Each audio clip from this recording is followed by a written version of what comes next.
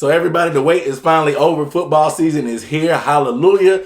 We got a lot of good matchups coming up this week, and one in particular I'm going to go over in this video is the Los Angeles Rams versus the Carolina Panthers. The defending NFC champion Rams will be looking to right the ship and travel to Bank of America Stadium for a 1 o'clock showdown against the Panthers of Carolina. In this video, I got 3 major keys that's going to decide this game, man. We're starting right now.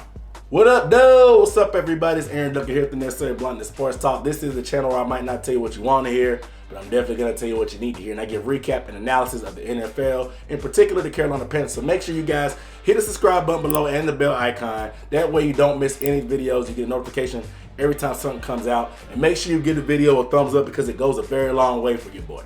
Hey, before I get into it, let me know what you think the key is to the game down below in the comments, and let me know what your score prediction is for this matchup. You know, the Rams are going to be looking to get back to the Super Bowl after how they lost to the Patriots, so let me know what you think is going to happen in this Week 1 matchup. All right, so the first key matchup is pretty generic, but I got some little details to go into it. But the first key to this game is the Panthers defense versus the Los Angeles Rams offense. So what I talk about here is the Rams. We know that Sean McVay is this little boy genius that everybody likes to crown, and they do a lot of different window dressing, whether it's a play action to Todd Gurley, whether it's the tight end dragging across and going into the flats, whether it's the crossing route to Robert Woods, the Cooper Kupp going across. They do a lot of different things and run a lot of different things off this stuff that makes the defense guess and get them kind of out of position.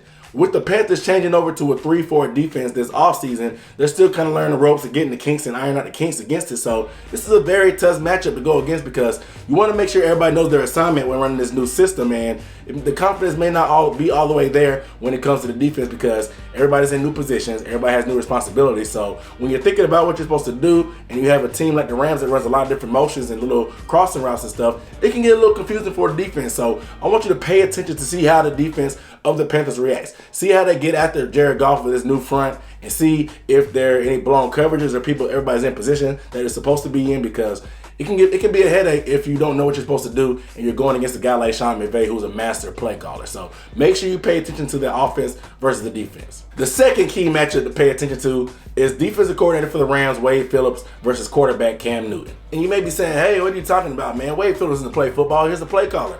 I understand, but the last time we saw this matchup was in Super Bowl 50 when the Broncos, we already know how that went, when they pretty much dismantled the Carolina Panthers. The pass rushers, what their strategy was to get those pass rushers upfield. DeMarcus Ware and Von Miller, get them upfield. They knew that Cam Newton and the Mike Shooter offense was made to kind of sit in the pocket and have longer developing routes out there. So what they did was they pressed the receivers, make sure that guys like Ted Ginn and Kuechly and Philly Brown weren't going to beat them because they're not great one-on-one receivers. So they got up in their face with those tough corners, and they allowed those DNs to get upfield and get at Cam to not allow him to escape out of the pocket. So I expect a similar scheme to happen because we saw the Patriots, who run a similar 3-4 also and a man defense, do this in the preseason in Week 3. Yes, it was a small sample size, but they pressed the Panthers receivers. They struggled a little bit to get open because they have young receivers on the outside with Curtis Samuel and DJ Moore. But the Rams, they don't have the same pass rush, obviously, with Dante Fowler and Clay Matthews, who are definitely nowhere close to Von Miller and DeMarcus Ware. But the corner talent is solid with Marcus Peters and Aqib Talib. So that is something to pay attention to, what Wade Phillips tries to do, because sometimes Wade Phillips doesn't get real tricky. He may just line up, get after you, and force your guys to be a better offensive player than a defensive player and run man-on-man coverage and get open. So pay attention to the strategy that Wade Phillips does. Does he try to do the same thing that happened in the Super Bowl 50? And pay attention to the Carolina receivers. Do they struggle to get open versus man coverage? They have a lot of speed, but they're going against some corners that are going to try to be physical and tough at the line of scrimmage. So I'll be anxious to see how these two go at it. But one thing to add on, though, is to be of note is, even though their man coverage is outside, that means they're going to be man on the inside too. And you know how good Christian McCaffrey is when it comes to being one-on-one in space when it comes to running routes. This guy caught over 100 passes last season, so we know he's good at catching the ball in the backfield. And him one-on-one with the linebacker is a recipe for success for the Panthers.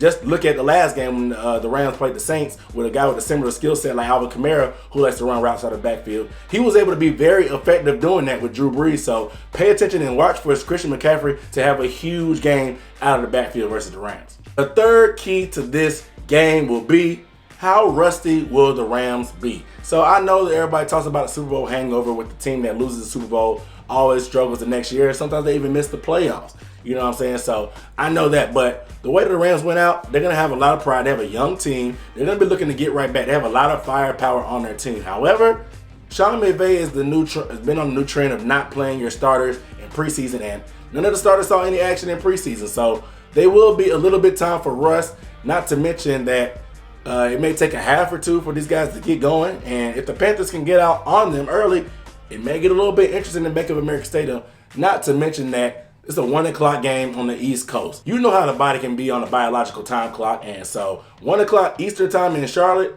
is the equivalent to 10 a.m. in LA. So you know what I'm saying? So when these guys are getting up, warming up for the game, it's easily 8, 9 o'clock equivalent to that on the West Coast. So maybe they're not really ready to get going all the way out of bed or whatever, because maybe their time clock and their body's off. Maybe their body's a little bit sluggish, get going early on. So it may take a half or two, a quarter and a half or so, whatever, for the Rams to actually get everything going and get back in rhythm, especially with the type of offense they have. So look for that. See if they start slow. If they start slow and the Panthers come out pretty hot and jump on them early, have them playing from behind, it could be an interesting game. And if Carolina can dictate the tempo of the game because of the lead on the scoreboard, being at home, people really underestimate how good the Panthers are at home. So it could get very interesting if the Rams start slow. So make sure you guys pay attention to that. But without further ado, you guys let me know down below in the comments, like I said, what key matchup you think is going to be the biggest make or break in this game. And let me know who you think is going to win the game. You know what I'm saying? The spread is the Rams are a 3-point favorite, and that's tough to be on the road in the NFL because